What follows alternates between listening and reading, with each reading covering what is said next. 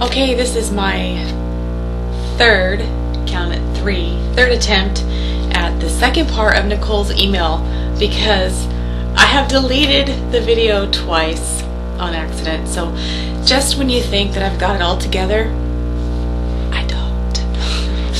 Anyway, okay, so to get everybody up to speed with what Nicole's email was asking, I alluded to some of it on the previous video about her email. She had some diet questions, and several of them. She'd been getting some advice from some other people that she knew about what she should be doing currently, and to highlight a few of them, was talking about cutting out protein bars. If you're going to touch bread, make sure it's the lowest carb option. Drop the banana, it has too much sugar, simple sugar. Drop the yogurt, it's dairy, dairy's not good. Stay clear of carrots, too much simple sugar. And also be a little more conservative with your fish oil and get parental omega-3 and 6s. I think it's a very intelligent thing to do, to lay out the map of where you are as far as your goal date for your show is concerned, because that is going to put in perspective what you can or can't, should or shouldn't do at whatever stage in that timeline you're at. So for example, Nicole, you've got a show that's going to be starting around May 30th, and let's just say it's December 1st, which was just a couple days ago. If you're 12 weeks out from your show date, that's effectively when you'd be starting a lean down for show, or making sure that you get your lean down taken care of in that 12-week period. So prior to that, you have all of December, all of January, and all of February before you even start your 12-week lean down to stage. So you've got 3 full months of muscle building. If you're in this building phase, you should be getting plenty of food. There's one little caveat to that. It depends on how much weight you actually have to lose. So if you're saying, I'm 30% body fat, then yeah, we probably should work on dropping your body fat before you hit this 12-week window. Because remember, in this 12-week window, 11 out of those 12 weeks you can make changes. You can lose body fat. And if you have 11 weeks, you can, with the correct program, you can drop 1 to 2.5 pounds of body fat per week, right? And if you can do that for 11 weeks consistently, some days weeks you're going to be down, some weeks you're going to be up, you can lose anywhere from 11 to 27 pounds, if need be.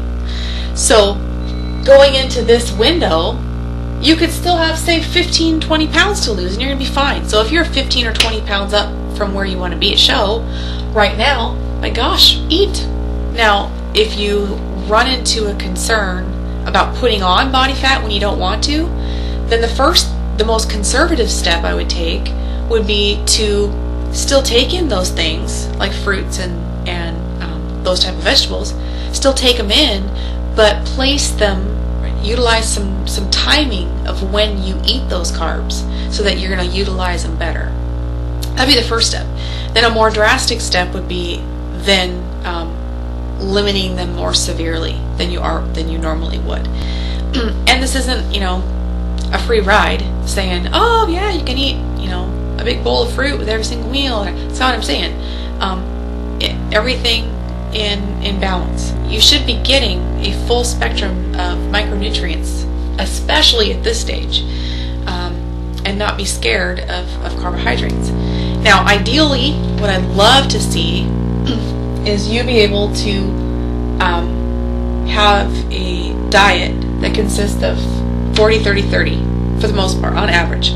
Meaning 40% carbs, 30% fat, 30% protein. Pretty simple, basic. But at 15 to 17 times your body weight currently in calories per day. That would be great if you could take in that much food at those ratios and maintain kind of where you're at currently. You're going to be dropping a little bit of body fat just because you're changing your composition, you're building muscle. But if the scale doesn't fluctuate hardly at all and you're taking in that much food, that's great because you're getting enough nutrients to feed that muscle to build it, and your metabolism is nice and healthy because you are taking in that much food and not putting on fat, right? So you found a nice little balance. That'd be great. Now there's a couple caveats. Again, what body fat are you starting at? And your body type. So if your body type, if you are, I'm sure you've heard of the 3 body types, ectomorph, mesomorph, and endomorph.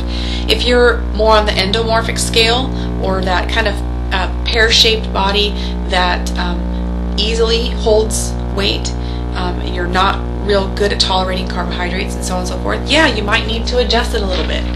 But for the most part, no. Okay? Now, when you start to do this 12-week window of lean down, yeah, you might have to, put everything on the drawing table and say, okay, well, we're going to limit these to this amount, and we're going to have it at these certain times to utilize them better. As far as the advice that you got on cutting out the protein bars, I kind of agree with that.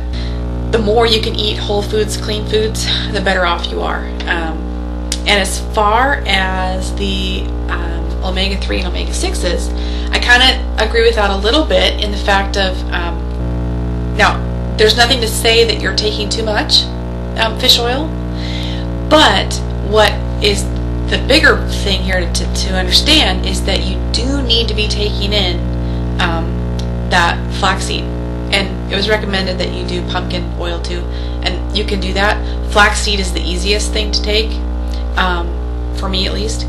That's just a given for me, and so I probably should have listed it on the supplement list, but I just put it in so many things that I don't even think of it as a supplement.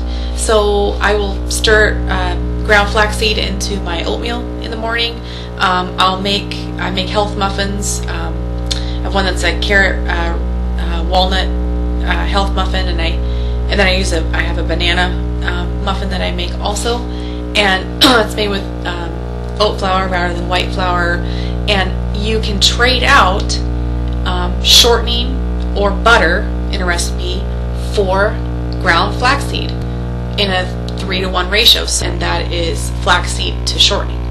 So if you've got a half cup of shortening in a recipe, do a cup and a half of flaxseed, ground flaxseed, and you can swap it out, which is great. The reason why I list fish oil as a supplement is because that's really the only way I get DHA and EPA, because I don't eat a lot of fish, a lot of fatty fish, wild-caught fatty fish. So I want to make sure I'm getting it. Now, if you're getting the parent omega-3 and omega-6, which comes in the flaxseed or the pumpkin oil, but the flaxseed oil or ground flax seeds, that is what your body will use to make its own DHA and EPA. But you can't guarantee that your body is efficient at doing so or is making enough, right? So, because there's other things that compete for the same enzymes and a whole bunch of other little things, which I won't get into here.